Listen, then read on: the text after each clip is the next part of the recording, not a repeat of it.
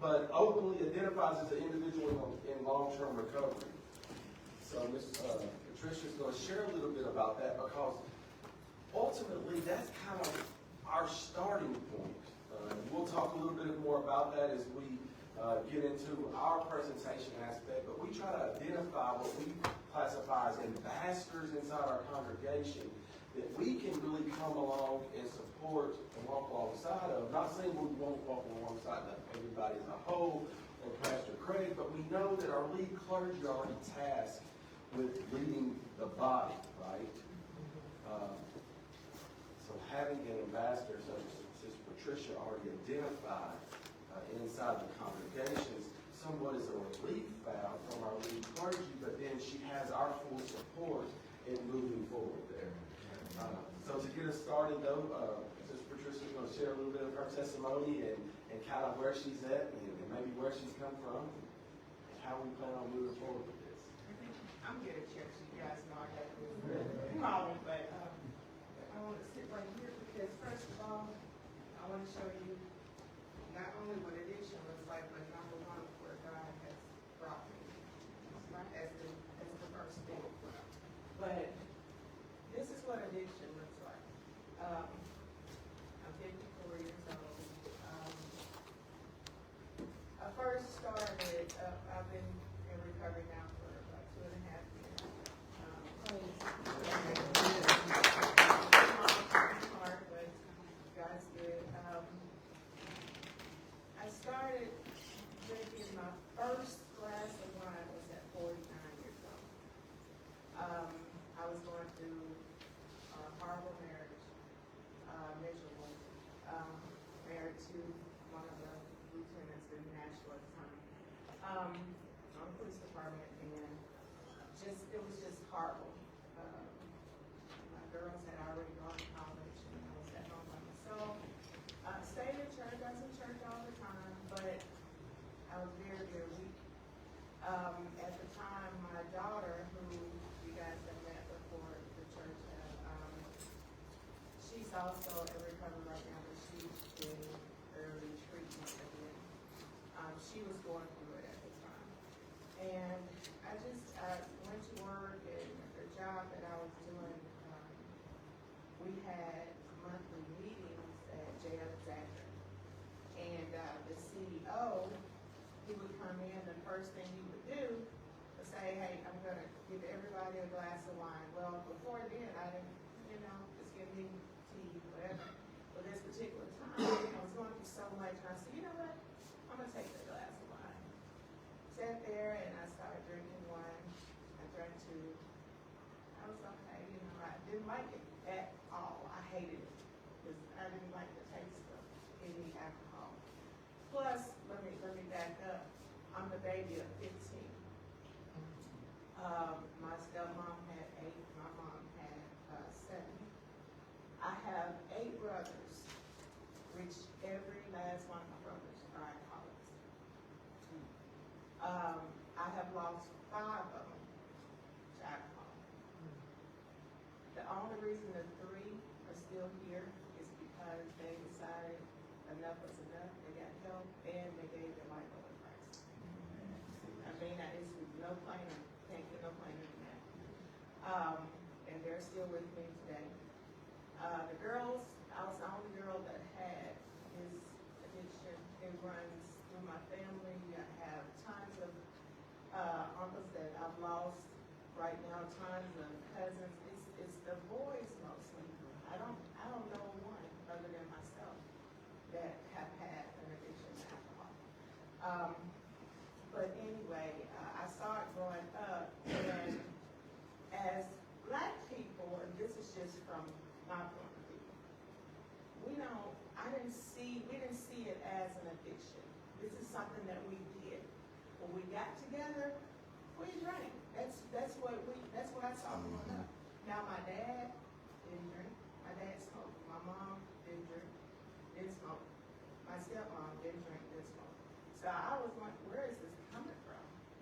But when I look back, uncles, granddad, my dad, everybody were alcoholics. So coming up, I saw all of this, but again, we didn't see it as addiction. It just you get together, you go get beer, whatever, and you drink, and everybody, but you see people acting a nut and everything, still like, okay, this is cousins, you know, we're just cutting up. But until I saw my daughter, in college, when we found out, she had gotten a DUI, she came home for summer. And we were looking, I was cleaning up her stuff, and I saw this folder, and it was from court.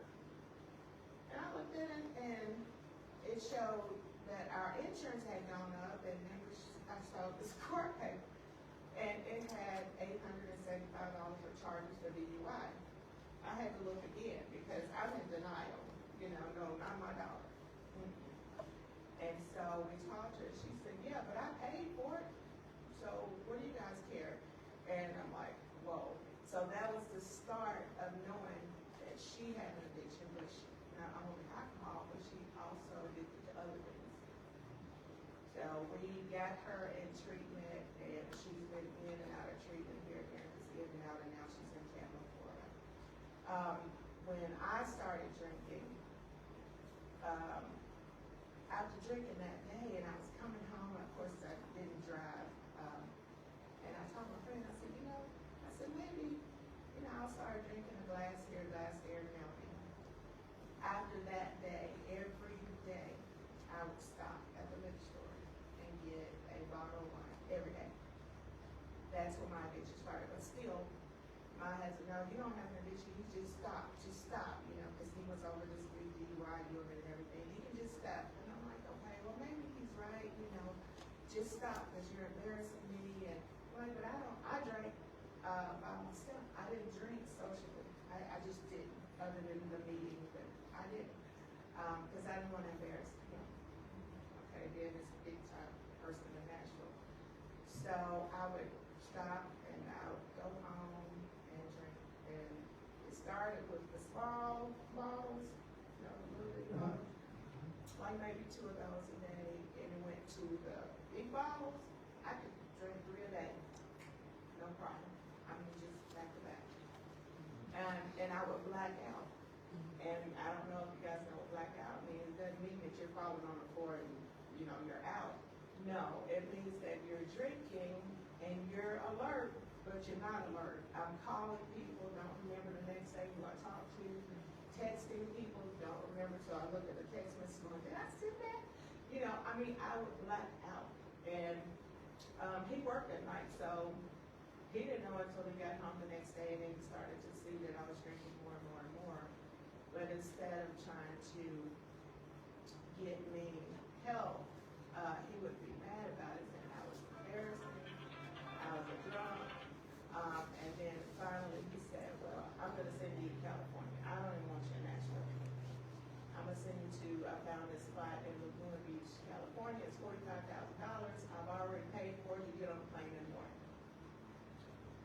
And I'm like, what about my job? I've already talked to your boss, and they already know. And they're like, what? He's like, yeah, but they can't say anything because it's an addiction. You're going to treatment. Your job is fine. It's okay. So, got on the plane the next morning, went to Laguna Beach, California, got a call before I got on the plane, and the lady said, well, because you are an alcoholic, you don't need to stop drinking abruptly, because if you do that, it can kill you. Alcohol is one of the worst things that you can withdraw from. It can kill you, just like that. I didn't know this until I started drinking. So she said, make sure you drink something on the plane.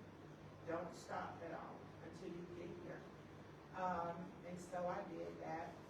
And also, just to put a little awareness out there, if you know someone that's an alcoholic, or when they go on a plane, if they're not sure if they would drink or anything on the plane, you can go to the customer service and say, I'm a friend of Bill W.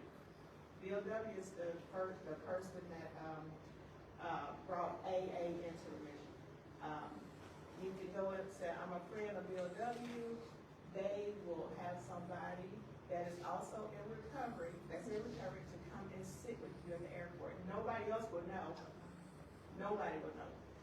unless you are in some type of AA or know about Bill W. or who he is, they'll come and sit with you until you get on the plane and have somebody on the plane sit with you so you can drink. They do that for a lot of treatment centers, to make sure you don't, do that. But anyway, I went to Laguna Beach. I had the best time in the world because it was a vacation.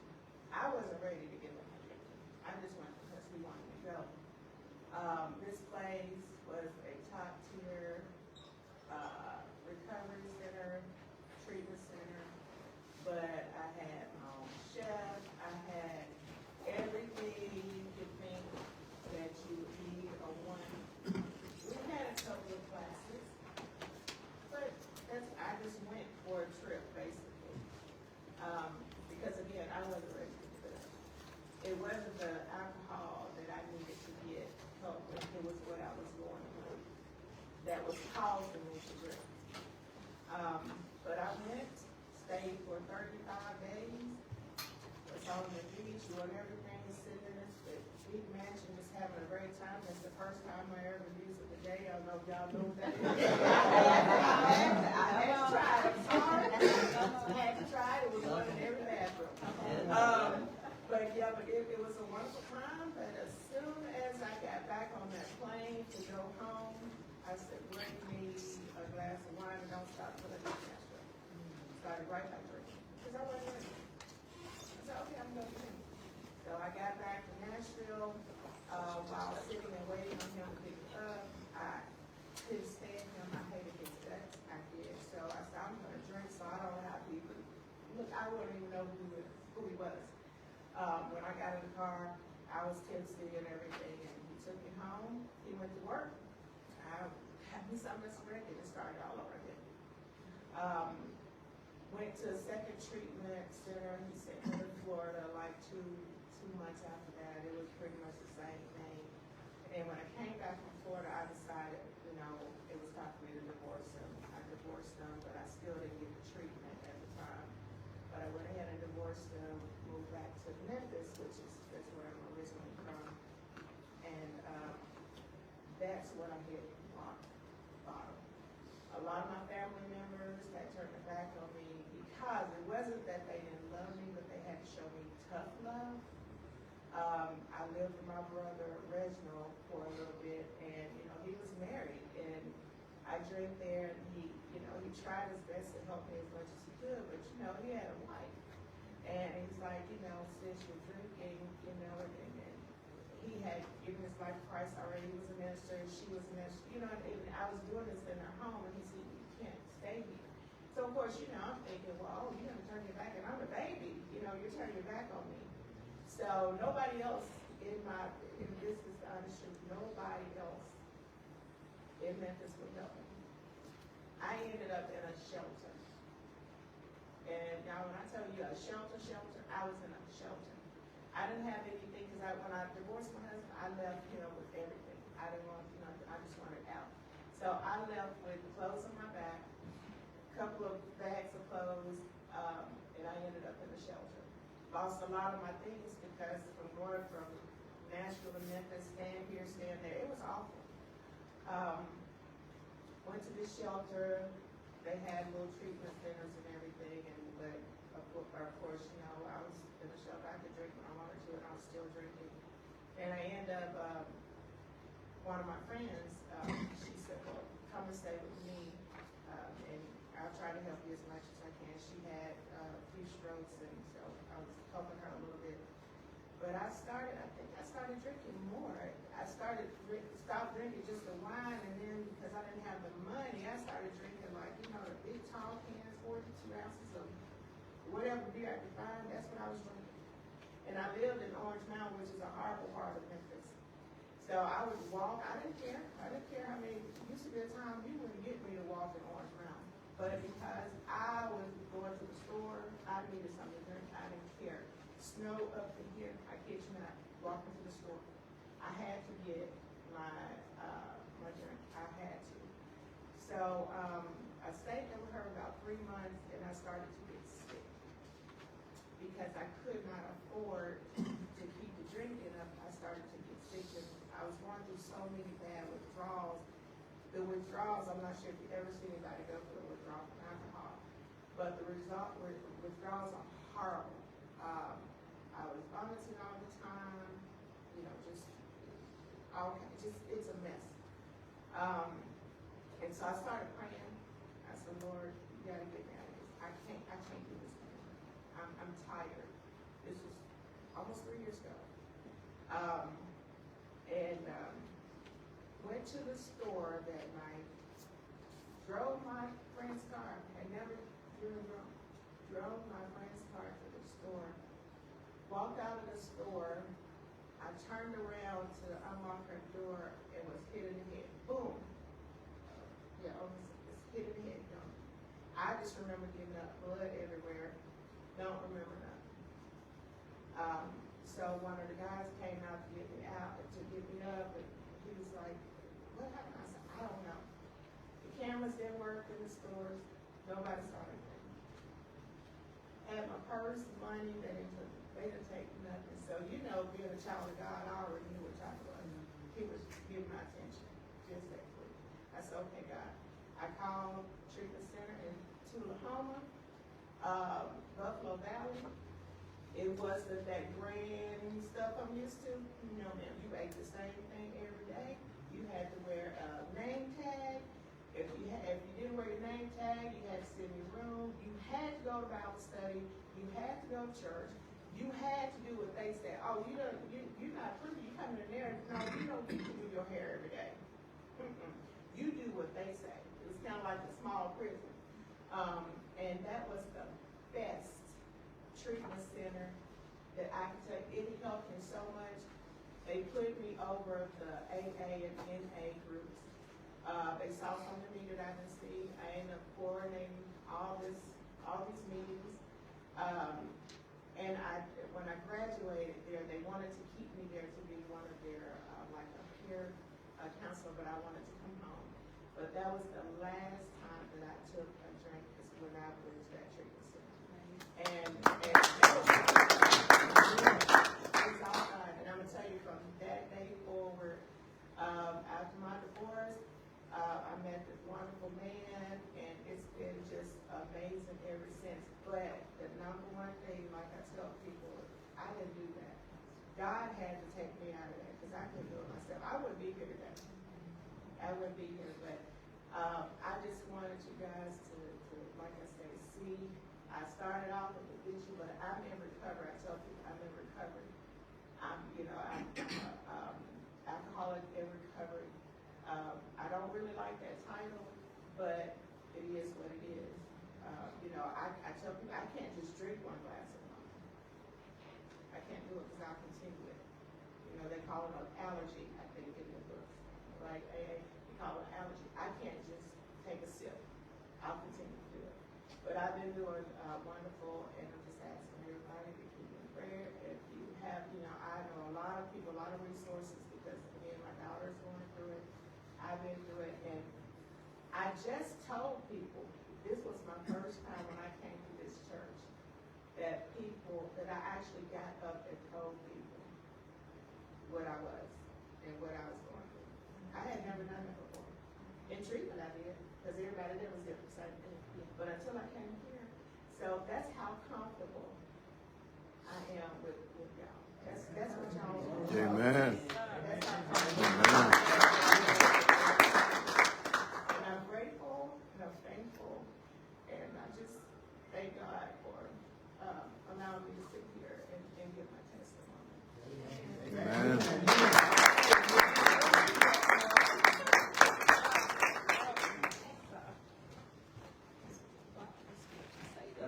That was beautiful. And honestly, now hearing your testimony, I feel like I don't even need to be here.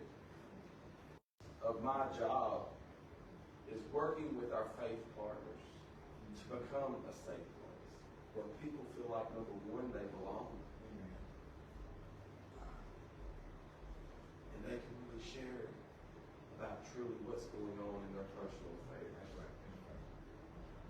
So hearing that, already knows that Pastor Craig and the church, the body, has already paid that that surface for us. So I'm going to kind of give you how the faith-based initiative got started. We actually were started in 2012. Tennessee is actually the first state to have a government position of office of faith-based. And it's kind of contrary as that may sound, because the whole separation of church and state, we knew to really, well, we knew a couple things. Number one, we needed to utilize the faith community. A lot of people ask me, well, why the faith community? Well, let's just kind of look at that aspect for a minute. Number one, our faith community is the longest standing organization known to man. Number two, population of Tennessee is about 6.7 million today. Out of that 6.7 million, 3.5 million Tennesseans identify as belonging to a faith community. Over half of the state, half of Tennessee's population. Tennessee's population pre-COVID time of faith organizations and congregations was approximately 12,000. Now, yes, due to COVID, isolation and things like that, some of our faith partners did have to close doors and things. But we think about that, 12,000. Tennessee's population, 6.7 million.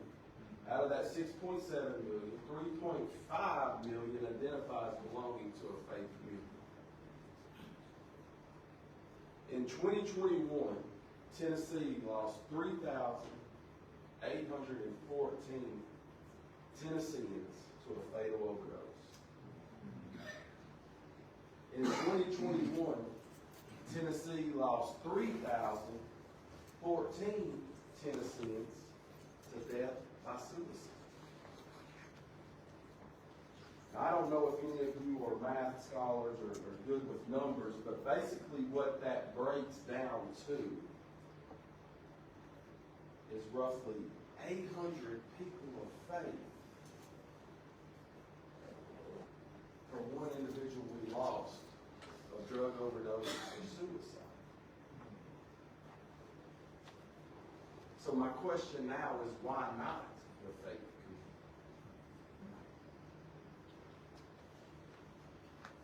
So through our work with the faith-based initiative, we're really strong suited on the mission of providing education. I'm not here to tell Pastor Craig or the church what we have to teach, preach, believe. All I want to do is come and offer education and support. Because, see, being a man of faith, I know that God calls us to be the church outside of the church. Mm-hmm. Right? But before we can do that, we have to properly be prepared. Equipped with the resources. Equipped with general knowledge of how to communicate with someone that could be going through mental distress.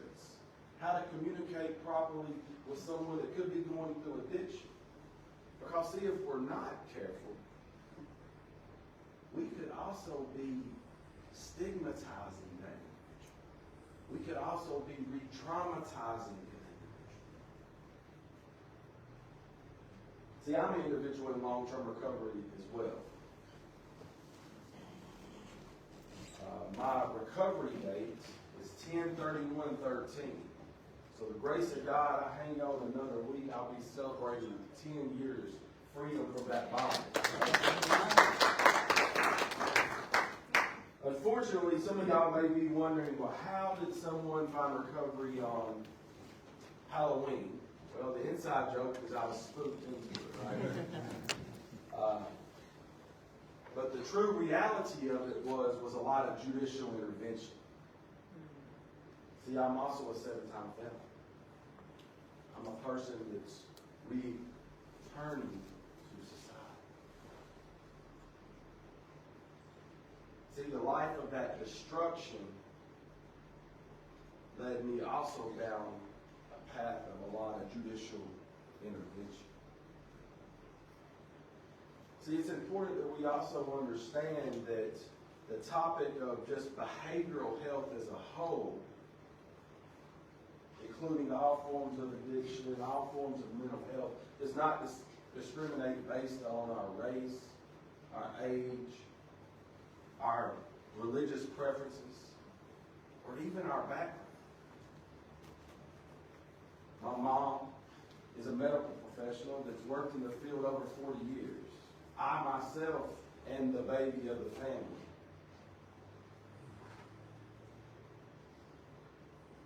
But so many times when I was in the grips of addiction, even coming home,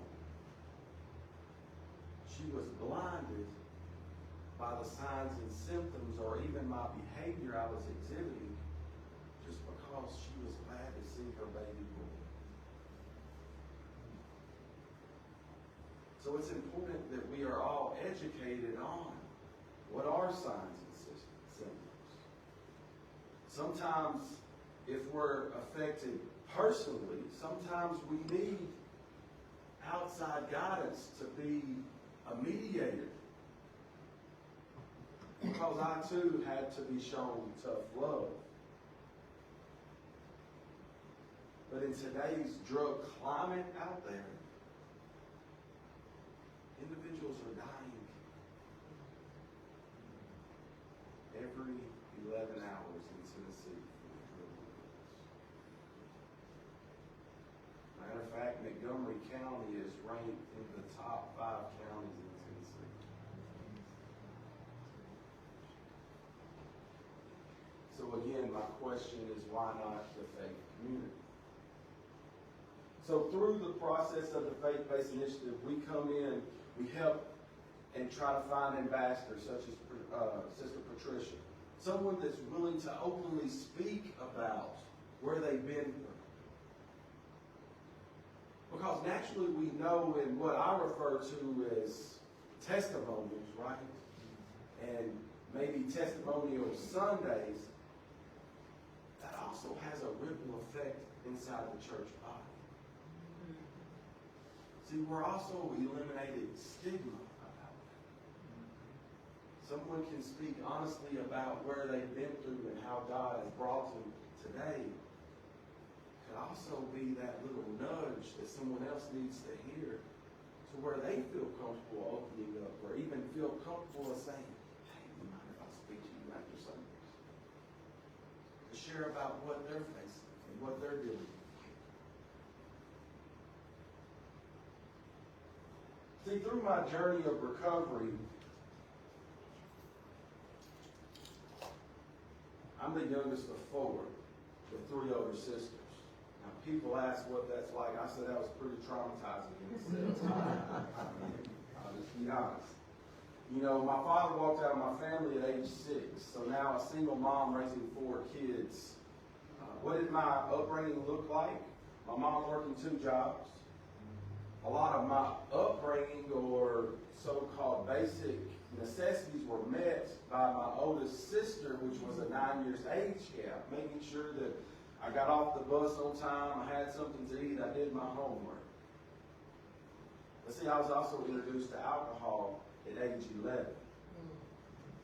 Because being that annoying little brother, now my sister was having a kind of a house party while mom's working her second job.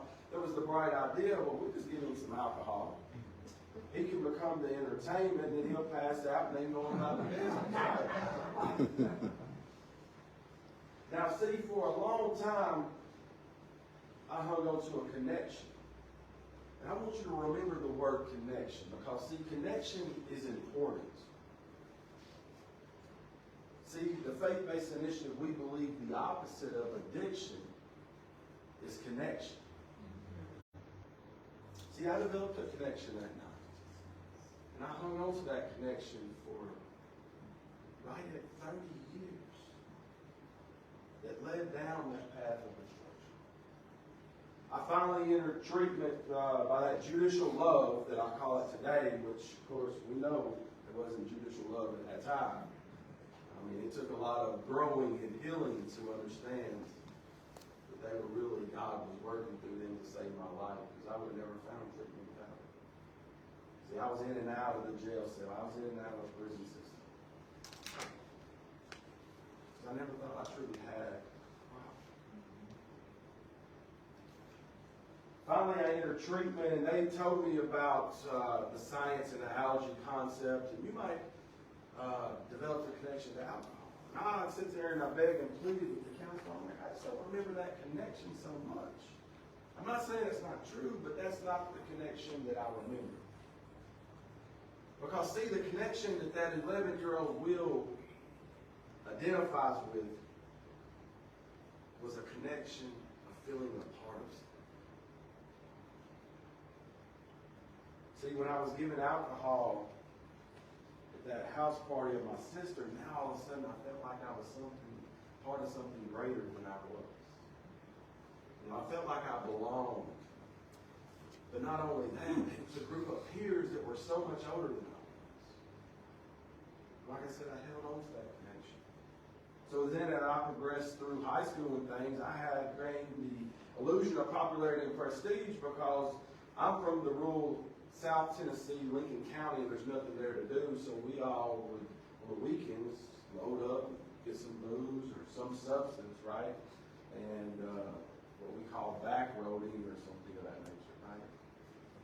But who could get the booze? Well, Will has a connection in relations with older populations, so they could get it. But see, I'd also learned the manipulation of it too. Yeah, I can get your booze, but guess what? You're going to buy mine too. And I think we all know how that messes out into other substances, right?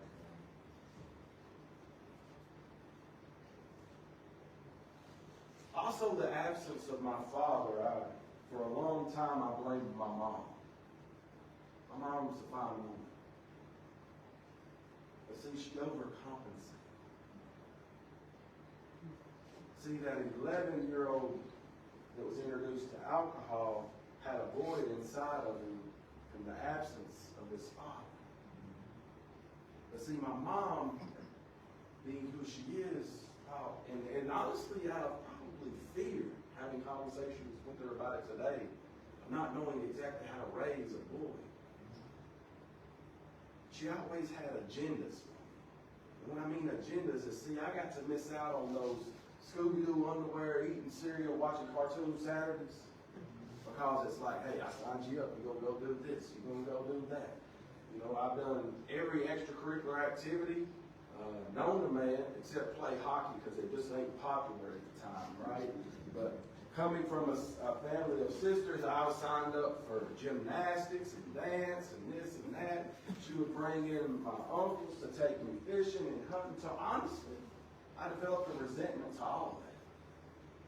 And it's even still present today, not so much the resentment, but just the characteristics of it. See, I'm the guy that they invite to the football game at halftime, because if I come before the game, I'm going to talk the whole time, and everybody keeps telling me to shut up. So they just don't even call me till halftime. That way they know the game, maybe which way it's going. True story. See, that resentment that I was developing caused me to run away from home at 13. Till finally, I could locate my father to have the court system swap my custody. Knowing that my father was just going to leave again, now a 13-year-old boy living with his 72-year-old grandmother. Now, I love my grandmother to death. She was a fine woman as well. Taught me many traits. But she didn't understand truly what I was going through compared to the times that she was being wrong. She had two rules. You eat breakfast at home, Will, and you eat dinner at home. Other than that, she didn't care what I did. So I was left living and running the streets. So when I say I am a product of my environment, I am a product of my environment. Now, I share that with you because how many individuals do we know are a product of the environment? See, something else that was told to me in treatment is that I suffered from trauma. And I'm like, yeah, you live the life and the things I've done, yeah, it's pretty traumatic. My counselor said, no, it's not so much the trauma that you're probably envisioning. See, there's some important things we have to understand about the word trauma. Number one is trauma is just not traumatic events. Trauma can also accumulate in subtle events as well. She said, Will, I think you're suffering from abandonment and neglect. I'm like, really? I get that. Because see, that part had never really registered with me. But then as I started taking a deeper diver look at self, I started understanding that I'm trying to fill this void. And that's what I had been. Even because of that, it's hard for me, even today, to take individuals at face value. What I mean by that is Will still suffers from trust issues. But see, I share that with you because conversations are had and people like to engage debates about what could be the gateway substance. Oh, it's marijuana, it's alcohol, it's cigarettes. They may be. I'm not trying to downplay any of that. But when we really look at the impact or the prevalence of trauma in an individual's life, trauma is the gateway. See, trauma is defined by the events or series of events, the experiences of those events or series of events that leads to the effects.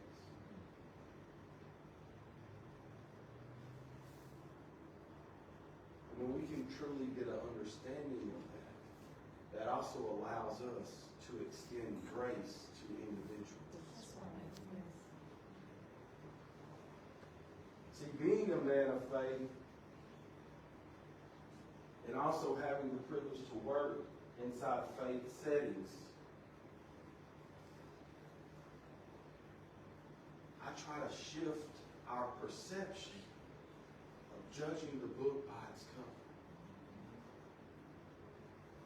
See, naturally, I like to think that society has maybe molded us to do that, to look at the behaviors. Maybe it's because that's what we can physically see. Maybe that's what we hear reported. But when we understand the complexity of trauma, understand how it affects individuals neurologically, we can shift our perception from not what's wrong with you to what's happened to you. And when we have the understanding of what's happened to you, what we're doing is creating a bond, intimacy with one another that nurtures the environment of vulnerability. And see, when we start getting vulnerable with one another and start opening up, that's where true healing happens. See, I was raised in the church. Even though I was living, just say, in the sinful world, right? That path of destruction. But see, at that current time, is necessarily what was being taught or preached at the church. But the way my mind at the time was interpreting that was, man, they're scolding me. They're shaming me. So naturally, what do you think I did?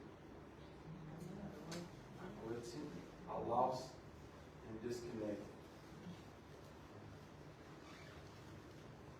So with the Faith-Based Initiative, we bring a lot of trainings just to help understand and educate on a variety of topics.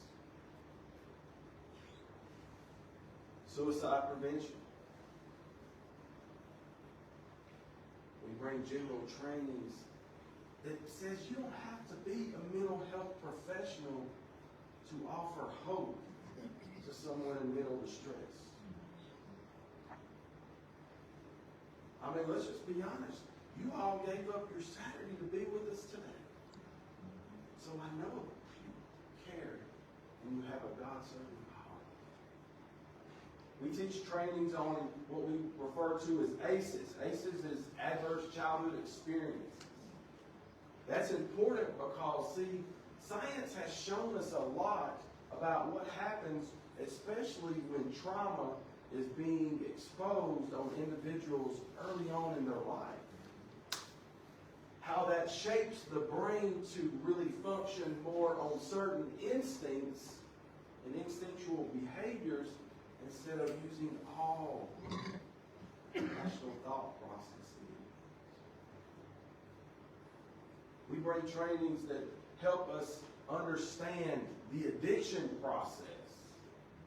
How many of you have been affected by someone with substance use? How many of you have had the thought cross your mind of, why don't they just stop? Mm-hmm. See, for us to have an understanding of truly why they just don't stop, also equips us better of how our approach needs to be when working with individuals. Because see, I hate using the word ignorance, but just my mind is at that point. Ignorance sounds so harsh, but ultimately it just means we're uneducated in aspects. But when we take that education and accompany it by God's grace and mercy, we start winning souls.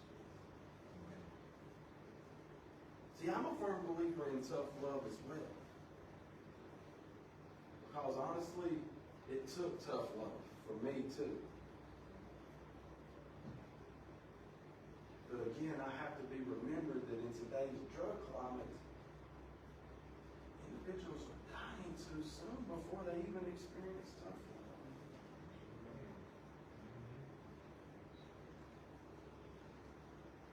We offer trainings geared around mental health, understanding signs and symptoms of mental health, understanding how to process and help individuals process grief. Because, see, grief is something that maybe we think we go through the stages of grief, and yes, we're going to support them and things of that nature and pray for them. But see, if we're not careful, grief will consume not just the mind, but the body too, and take over an individual.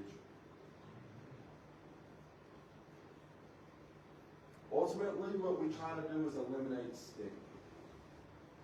I say stigma exists on multiple different platforms. Again, I'm blessed to hear that in Sister Patricia's testimony about how she felt comfortable enough about sharing about that. As she stated, she had never shared about it outside of her support group. And you know, the thing about those support groups is they operate on principles of anonymity, where we only have to act as a code, but let's just be honest. I respect those in those settings, but as a church setting, we all need to be comfortable to share about what we're going through, or maybe where we've been.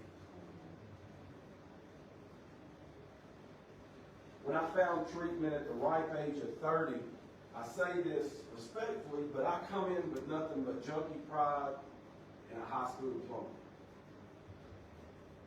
Through the legal system, I was blessed to spend 136 days of inpatient treatment. I will say this, that is unheard of in today's treatment arena. No insurance is going to pay for that.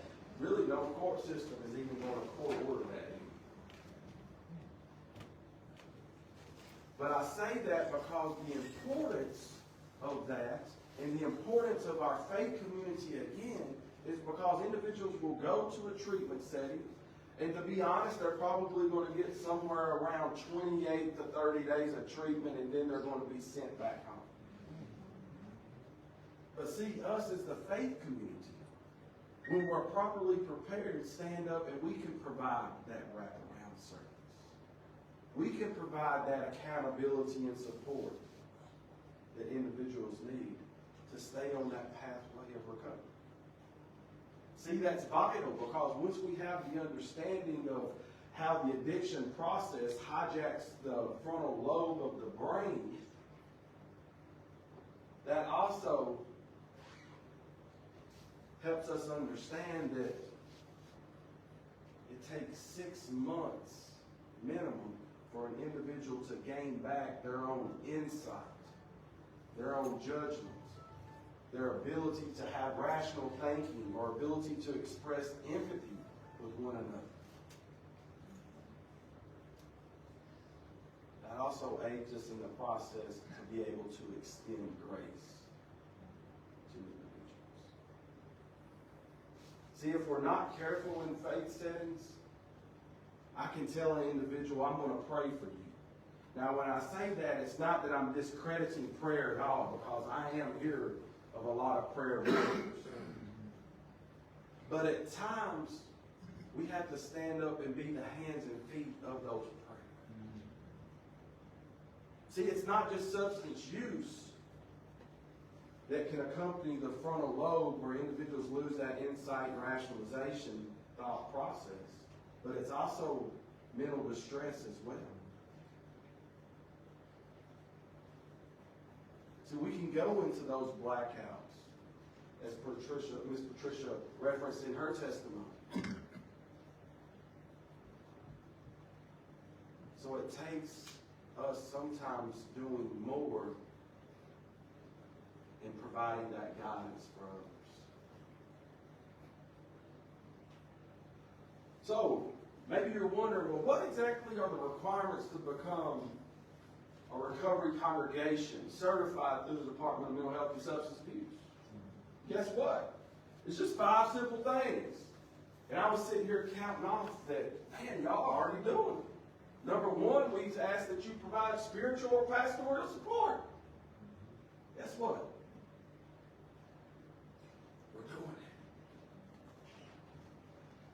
it. Number 2, that you're willing to support and embrace individuals on the recovery journey. Guess what? We're doing that. See, I want to speak, though, on that. And I'm not saying it's happening here, but as a whole, when I'm working with faith communities, sometimes they say, yeah, we support individuals along that journey. Okay. Now, I know when there's a loss of a family member or someone is mentally ill, us as the church body surround that individual. Not just with prayers, but guess what? Condolences, maybe. Maybe even bake them a casserole, don't we? All I ask us to do is show the individuals that are going into a substance abuse treatment or mental health treatment that same compassion. Because, see, it's not even just the individual that's going into that treatment. It's also the family dynamics that need to be supported and let them know that us as the church are here for you and with you. The third thing we ask you to do is to host or refer events such as today that we put on. We don't ask any charge. Even when we start looking at training opportunities, we'll come and host those, and we'll even provide a meal or refreshments at the end. Because we always have to stay open-minded of learning opportunities. Not just educational-wise, but even of resources.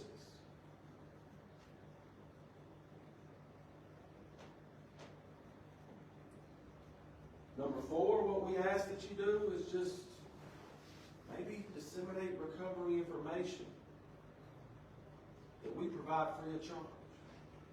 I was speaking to one of my brothers earlier before we come in, and he said, you know, I was at an event and they had this 988 number.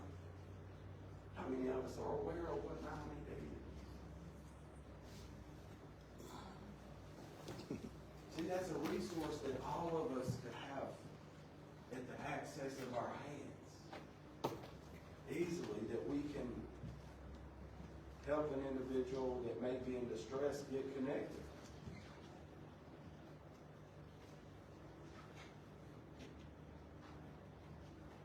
See, the recovery process and the recovery congregation process is just as simple as that. Because naturally what you're going to discover is as we move through this journey, we're going to start thinking of opportunities of how and the needs that not just the church wants to do, but how we can serve more of the community. And that's what we do. Now I'm going to invite Miss Lydia Price up. So Miss Lydia serves as the Lifeline Coordinator. So just to give some back history too of how the faith-based initiative come about, is we knew, number one, when we wanted to engage the faith community, we couldn't just go knocking on the door, because when we say we're a representative of state government, they slam it back on us, right? And that's respectfully so. I mean,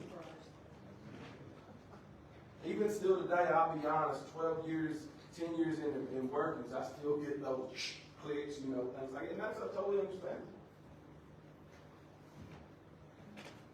So the faith-based initiative actually started with Project Lifeline, where Lifeline is more community-driven, and I'm specifically faith-driven, working with our faith partners. And Lydia serves as the Lifeline Coordinator that covers Montgomery County. So I invited her to share a little bit today. Yes, sir. My name's Dow.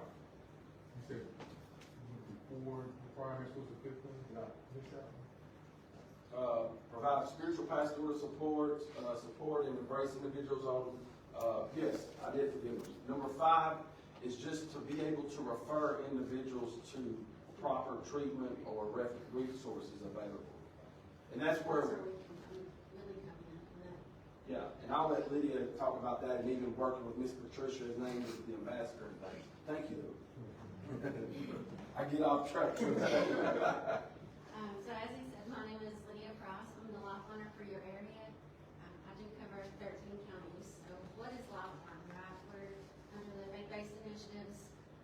We really try to go out into our communities to help educate in the stigma of addiction, because as you all know,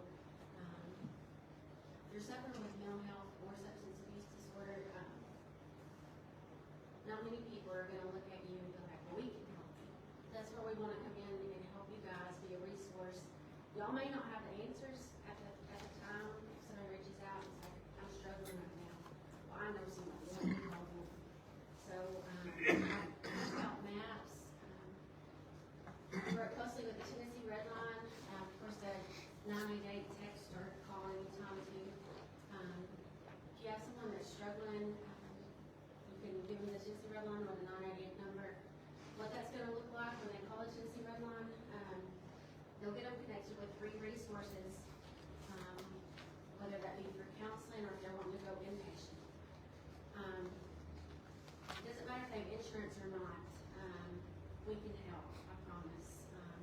There's grants available for inpatient treatment for substance use disorder, and there's safety net for mental health.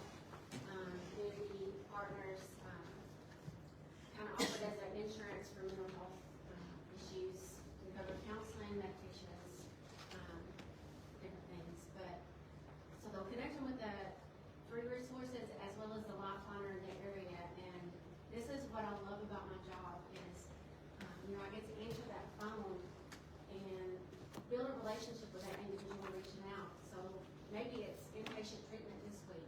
And in 28 days when they get out, they're going to need housing. And they're going to need somewhere to go from there. And that's when I get to pull up the seat and be like, look, I've been right where you're at. I'm here to help. Whatever aspect that is, clothing closets, AA meetings in the areas. I'm a person in long-term recovery myself, and I wouldn't be here today if it wasn't for people in the rooms in my church to extend the hand and be like, look, we're not going to leave you in the dark. And what you've wanna be a light to others, because you don't want them to go through that same darkness you had to go through. So, I admire you for sharing your story so much. You know, silence has been killing us too long, people that have been struggling, and I refuse to stay silent to them because of that reason. I do wanna share, how many of y'all have heard of the Certified Peer Recovery Specialist? We have some pamphlets in the back as well, but, the state offers a free 40-hour training, to help someone get certified to be a peer recovery specialist. And what does that mean? It's someone with lived experience from mental health or substance use. They have to have 2 years of active recovery, and then you can sign up on the Tennessee.gov website to sign up for the training. It's a 40-hour training, and really it just teaches you how to do motivational interviewing, stuff that you probably already know how to do. They break it down really well, and just show you how to be a support young adult peer specialist. Those are 18 to 30-year-olds, suffering with mental health or substance abuse. And then family support specialist, which is a person that has identified themselves as a caretaker for those struggling with mental health. So they're more in family courts. There's so many job opportunities too for certified peer recovery specialists. I'm trying to think if I'm missing anything. Will's the presenter here, so I'm not going to pretend like I. So the benefits of a couple things. So Lifeliners, originally when the faith-based initiative started, it started out with 10. We've been blessed through the past administrations to expand that project. So now there's a total of 20 of those that are strategically placed across the state. Again, they're community-driven with they've kind of been branded as the Google of resources.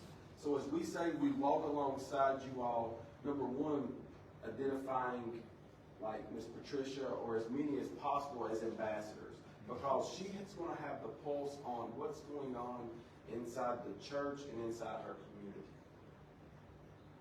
So Lydia and myself would come and walk alongside her, so when someone does reach out that maybe she needs help making a referral to or just gathering of resources, we work closely to make sure that she has everything she needs. Lifeline has been titled, and because of the expansion of our team, naturally, I'm assuming familiar just by your story of treatment centers and treatment options. But one thing we have to understand when we're working with individuals is that not all one story is the same. Everybody's path is different. Everybody's resources are different, meaning that Tennessee not being Medicaid expansion, right? So maybe they come from an indigent perspective or situation. So where can we find grant beds available for individuals? Naturally, I'm sure, like I said, Ms. Patricia may already be accustomed to that, but working closely with Lydia, they'll try to place within, say, the Middle Tennessee area. But if we're running into hiccups, because the important thing we know when individuals reach out, we have about a 4 to 6 hour window to get them connected. Because if not, we could lose that individual through the gaps of services, which ultimately leads them back to some risky, unhealthy behavior.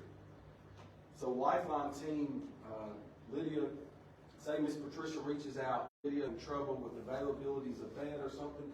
So then Lydia will drop something to the whole team to see what options are available to get someone placed in other areas of the state.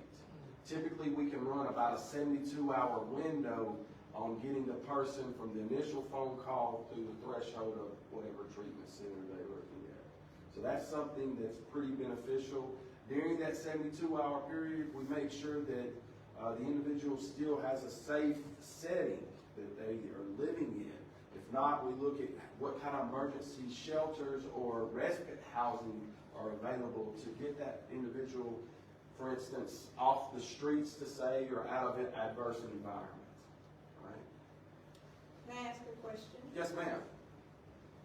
So if, let's say for instance, a minor someone under the age of 18 approaches our ambassador for Right. Spring Hill, what's the procedure for helping a minor?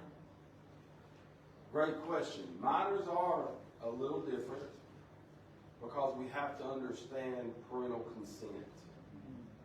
Now, when we say minor, though, we also have to understand what's Tennessee statute law. Behavioral health, they're not considered a minor at age of 16. So if They're the not considered a minor? not, Okay. not in consent of treatment. Okay. So under the age of 16, we would have to have the support or parental consent. Over 16 and older, you do not. Yeah, I know it is. Now, another barrier, and I'll come right to you, especially when we're working with younger adults, is dealing with insurance or even TennCare. Now, I'm an advocate, trust me. I should have let off. My disclaimer is my mouth gets me in trouble, right? And I'm an advocate before I'm anything. And this is something that I can get on the soapbox real quick about. With our young adult population and even TennCare, before they will consider an inpatient treatment, they'll say the young adult has to have an unsuccessful attempt at outpatient treatment. And we look at barriers and things, access to that outpatient care, what does that look like? We still have rooms for improvement, for sure, but there are options available, yes ma'am. Thank you. And I just wanted to say, in the county subject, this make you feel more comfortable, guess what I do every day?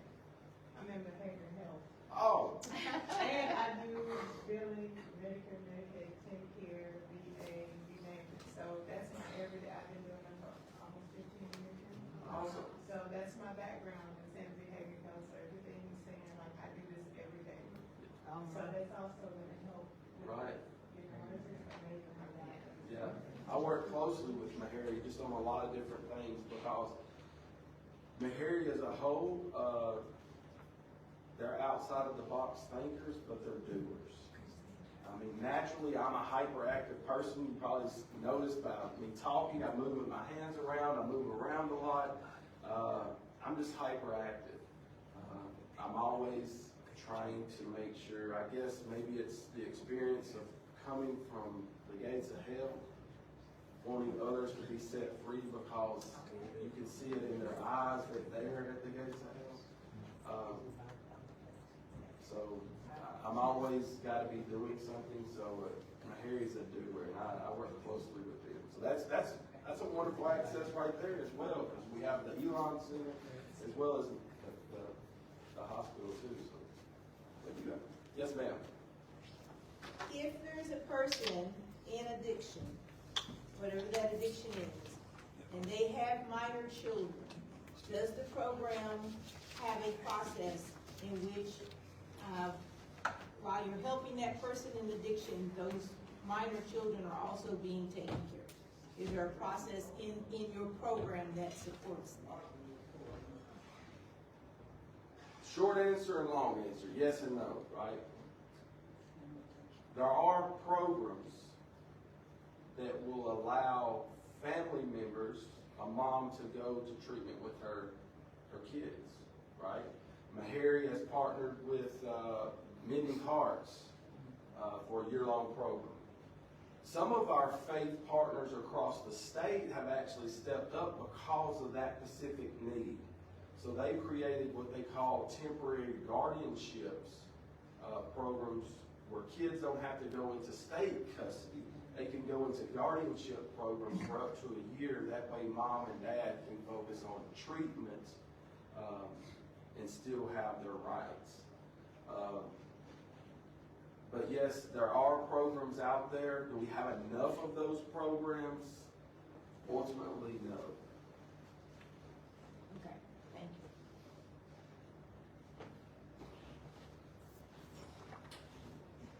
So the other thing with Lifeline that we have to understand, even us as a faith community, is recovery support is a broad word as well.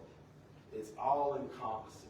yes, recovery support is self-help AA and NA, but it's also food pantries and clothing closets.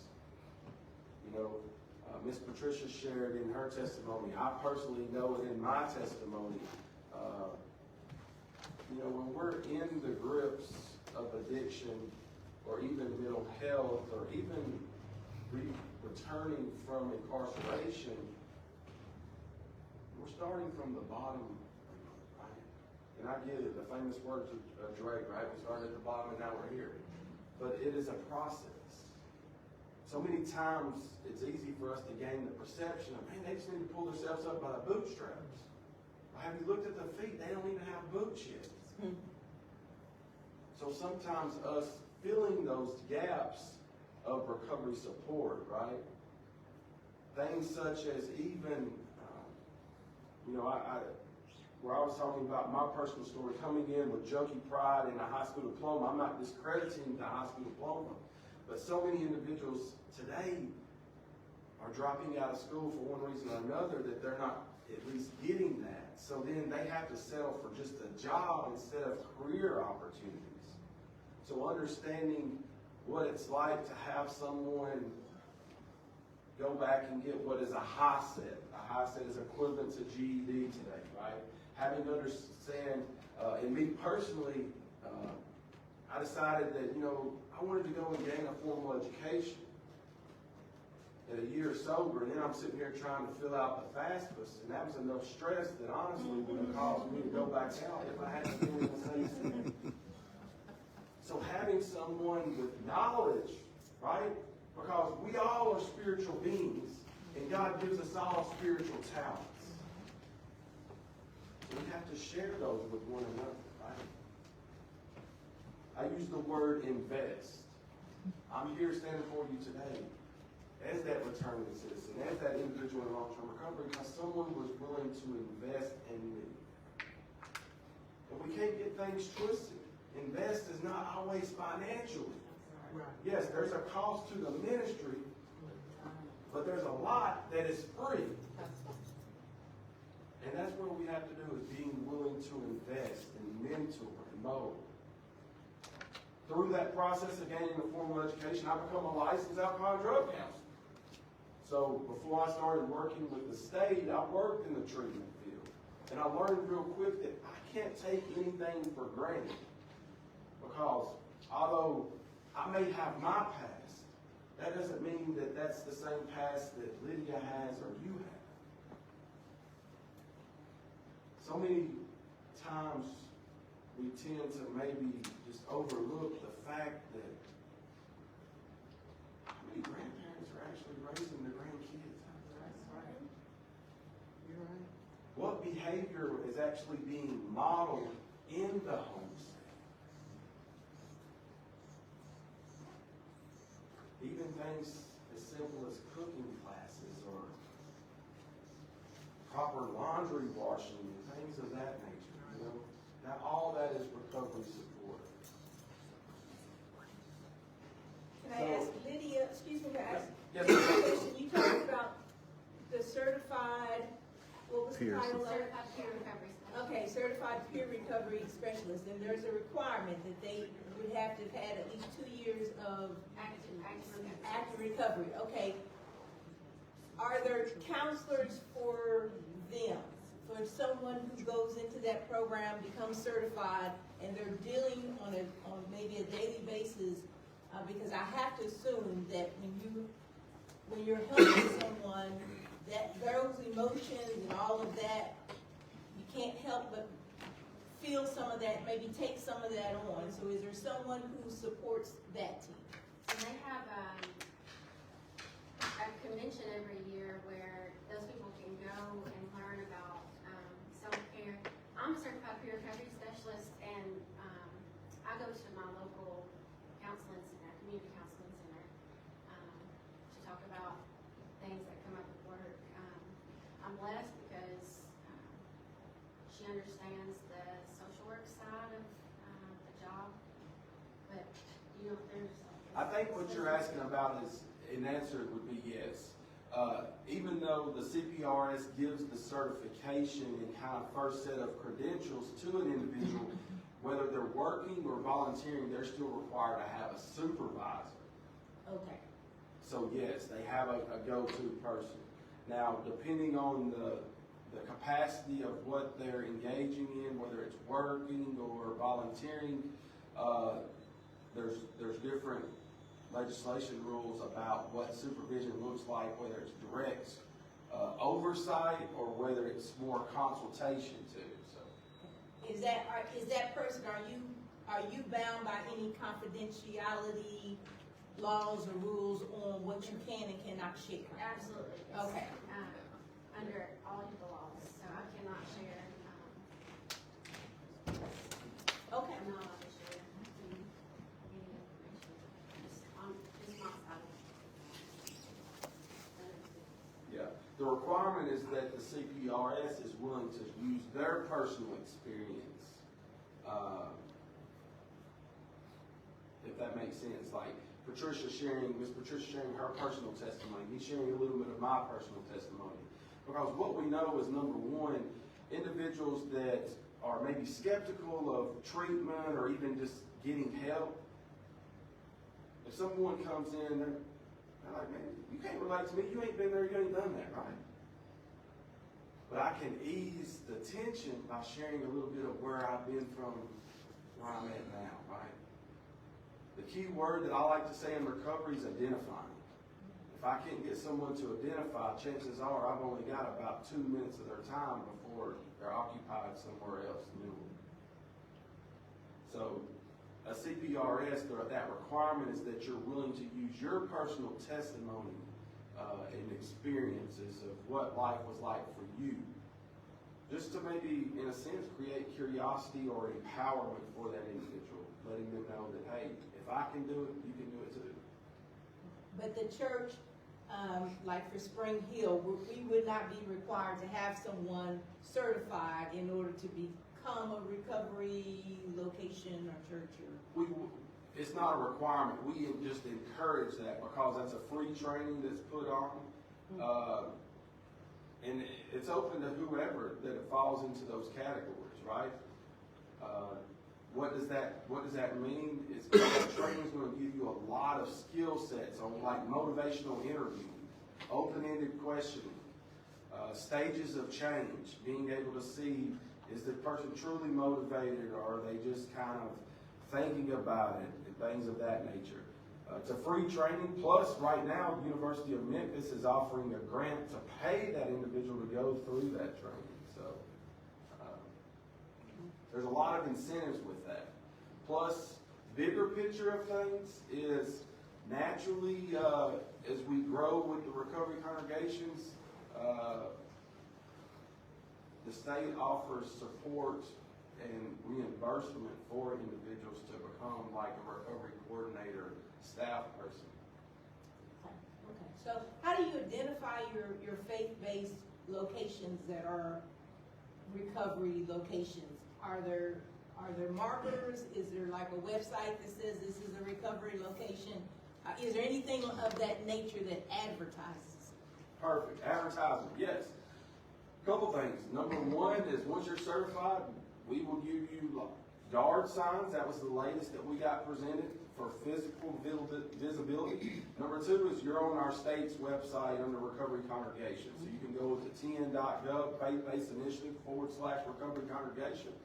It's going to show an interactive map. You click on Montgomery County, it's going to show you a list of everybody we have certified current to date, a point of contact, the address, and also what services are available. What's the significance of that? Well, number one is we got our churches on a state map, right? Number two, so many times like myself, or maybe even like Miss Patricia, may enter treatment and be reintroduced or rekindling the spiritual beliefs. But again, that's only 28, 30 days. So then they reach out, or whoever referred them, and they say, well, I'm going to Montgomery County.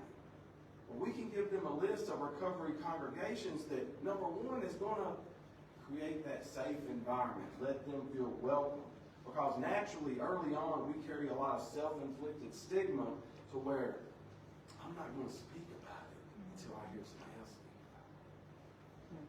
Naturally, even the congregation, as my personal experience has shown me over the last 7 years working in this role is the congregation, the capacity of the congregation never will even surpass the leadership of the pastor. So with having pastor on board brings the congregation together, which creates that ripple effect of people speaking out.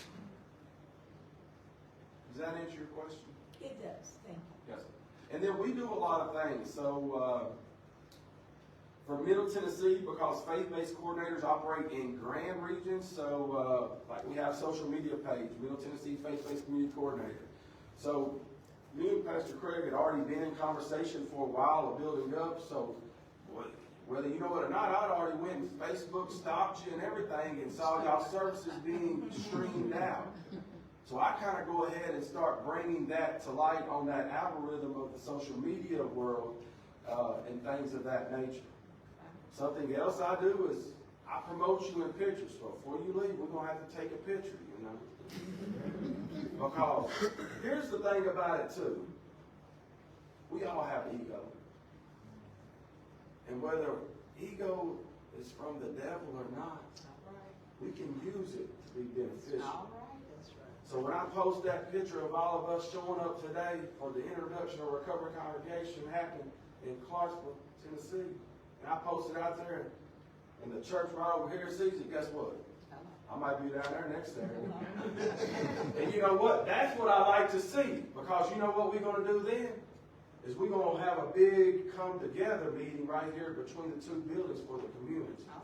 Because see, that's what it's going to take for the community.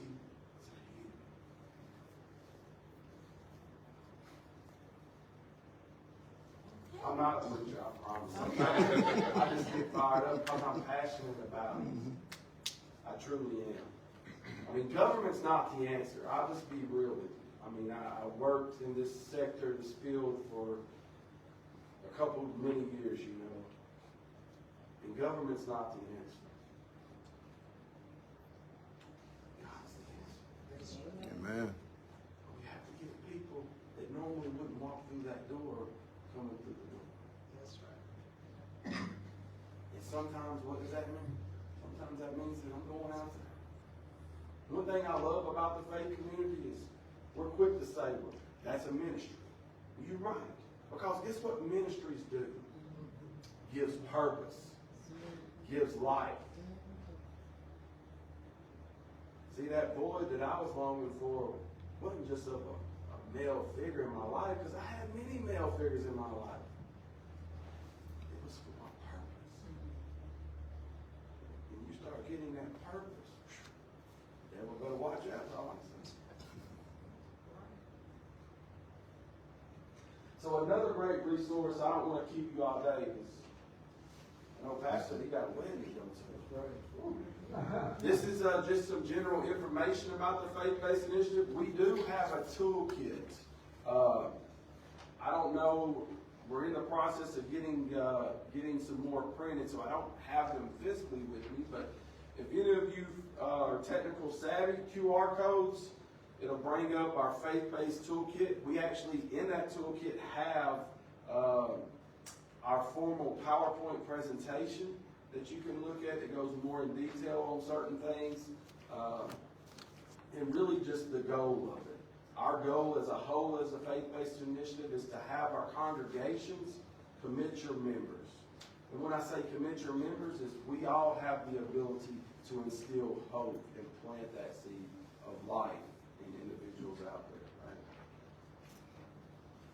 right? Another great resource, just because in the climate of overdoses and how that's even progressed now to fentanyl poisoning, I serve as a regional overdose prevention specialist, so we're able to even distribute naloxone, the medication to reverse opioid overdoses and things of that nature as well. Yes, ma'am. One question. Yes, ma'am. Since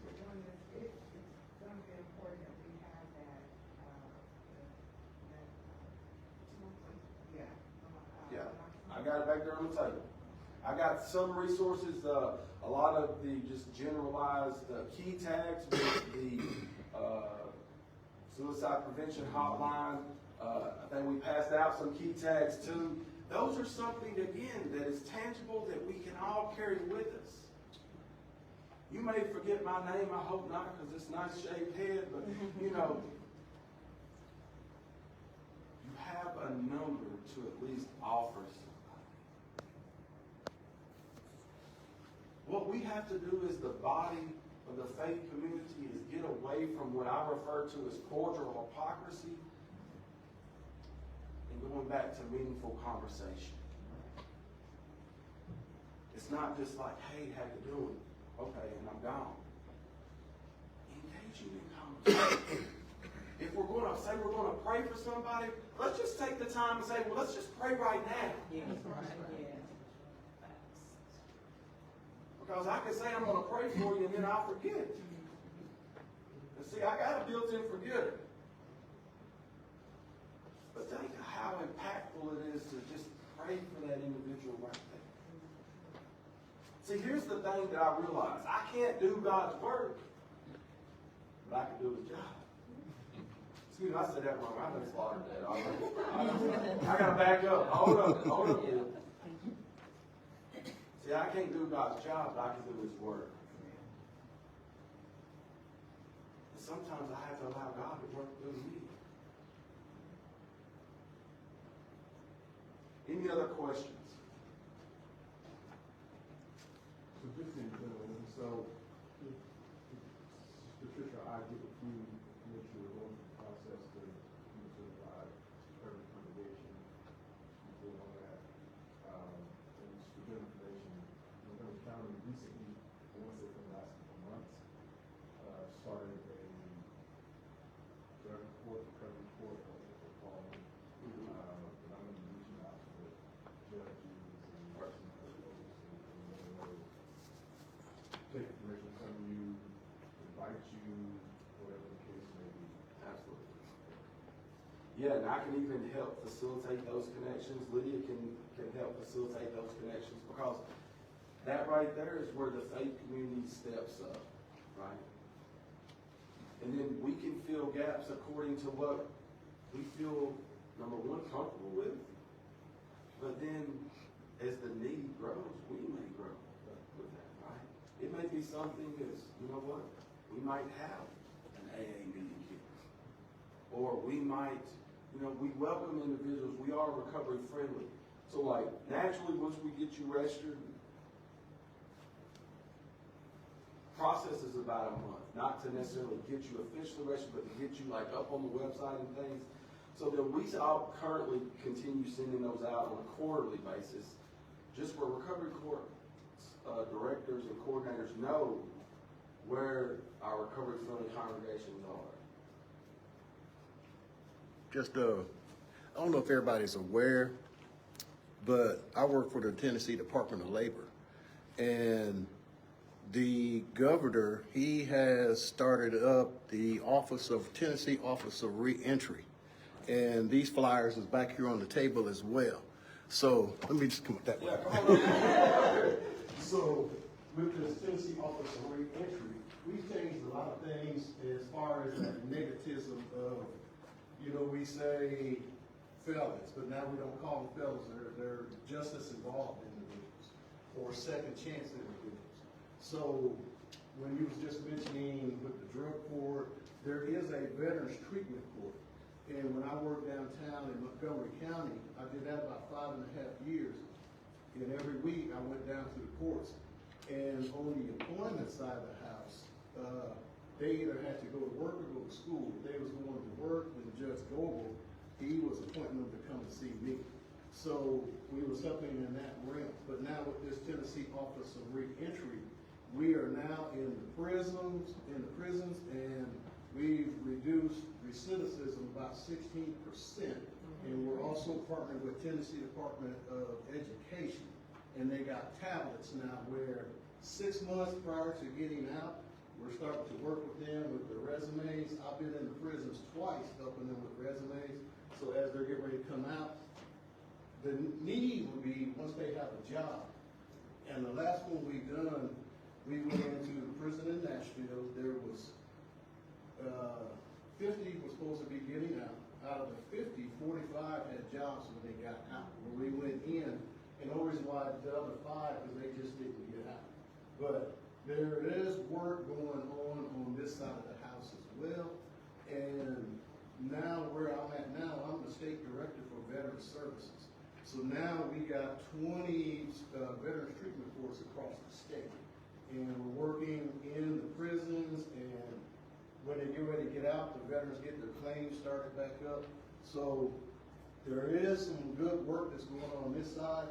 And I've talked with Patricia before. I don't know if y'all know my story, but one of these days I might, because I will swell up if I try to tell my story. So, but there's no time for that. But I just want y'all to know that where we're at now, we are doing work on this side of the house, so I can help in that initiative as well. And that's something I'm passionate about, yes. Because see, I mentioned I am a return to the system, right? And that's another word of how we use person-first recovery language instead of, criminal, inmate, right? Because see, that's a process of recovery as well. And honestly, not to get political, but I have to give our current administration kudos. So there was a big overhaul with what we call reentry funding.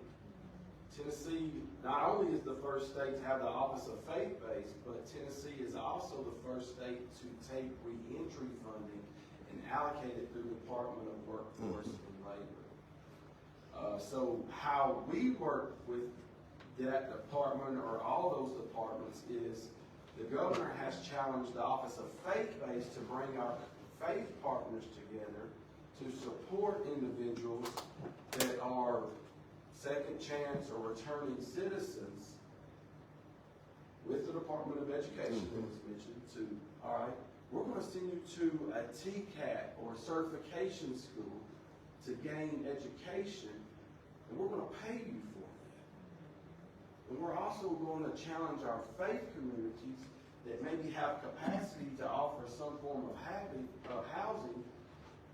and we're going to reimburse them a per diem wage to eliminate stressors or barriers for individuals so I can focus in on not just returning, but going to school and then starting a career and not just a job. Yes, that's the key. A career. Something that they can get benefits and retirement and things. So yes, it is. I'm very passionate about that. Yeah. This program is ran by, his name is Dr. William Arnold, and he did several years in prison himself. He was wrongly accused, and now he is out, and the governor hired him to start up this initiative. He's got 5 on his team, and 2/3 of the team were in prison as well. And they're doing, the last one we done, and we did an expungement clinic here in Clarksville. We're going across the state doing expungement clinics where to help them get that stigma off of their records. So there is a lot going on with this. I picked up my first cigarette at 11 years old. I spent from the time I left in juvenile court, and I did do some time as a juvenile. When I get ready to turn 18, I stopped getting in trouble. My oldest brother, he got 1 to 3 for receiving stolen goods. My sister, she did 15 years for armed robbery. And my little brother, he did 5 years in prison, or 5 different times in prison, about 5 stints each. And when I joined the military, I had a DUI. I had to have a waiver to get in the military. While I was in the military, I had a DUI. I had 2 Article 15s while I was in the military. But I'm bringing all that up because everything centered around alcohol. And just to hear y'all's story, it's a blessing to where I was telling you where I went from standing in front of the judge to being back in the judge's chambers during Veterans Treatment Court. It's nothing but giving it to God. So there's a whole lot more to my story, but I look at now, everybody back home that I know, they was either on dead, they're crack, or in prison, and they all look at me when they need money, and I just know God put me in a place to be able to provide for my family, so. That's all right, then. Yes. That's all right. I couldn't hold it back. I had to say so. I just had to say it. Yeah. But God. But God, won't he do it? I got a whole lot more story, but that's just part of it. Yes. And see, that's the ripple effect. Yes. That's it. We all got a story. That's it. We all. We all got a story. Yeah, That's but- we all. Yeah. Any other questions, though, before we wrap up? I do encourage to stop by our table. Like I said, if you're interested in a naloxone kit, naloxone is the medication that reverses opioid overdoses. Just real quick with that, Tennessee and actually all 50 states now have a standing order, so you don't need a prescription to obtain it. It just recently went over the counter. Cost-wise, it's still $40, but through a project and initiative, we're able to offer it for free. Just because we've got to keep individuals alive for them to have the shot at recovery. So, if you're interested in that, like I said, me and Lydia will be back there and can give those out as well, along with other information that you may have or answer questions. Thank you. Thank you. Thank you so much. I just want to extend my gratitude and thanks for the hospitality and the welcome facility, church building, always. And honestly, just the work that you're already doing, you know. It's naturally, it's not always this comfortable, this easy in some areas that I have to work in and things. I was in Overton County a couple weeks ago, and I left there with busted headlights.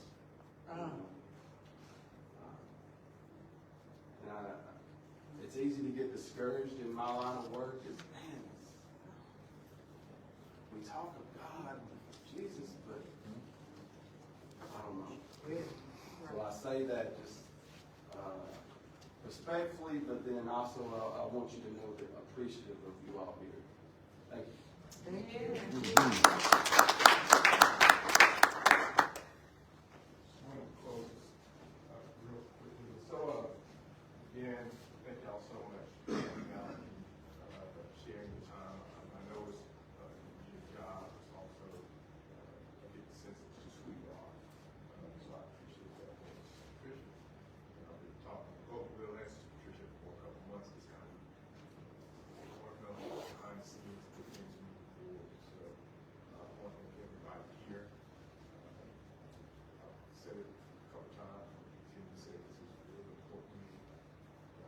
And so the fact that you're here, we got so much going on in our lives. Everybody's busy, we got stuff going on. So I appreciate it. So we'll keep moving forward and keep everybody abreast of what they're doing. So I'm going to pray again, and I'm going to ask for you, if you feel comfortable, to come up here as alternate for pictures. Because I don't really share, but because of my people, I will share. We'll share. Next Sunday, we're going to be next door. So if you have time, I'd like to if you feel comfortable there as well. And so let's pray. Father God, I just want to again acknowledge you as our Heavenly Father, that you are holy, that you are righteous. And I just want to say thank you, God. Thank you. For allowing us to hear the presentation and hear the testimonies of not just Patricia, but David and those presented, God. My prayer is that this is not something that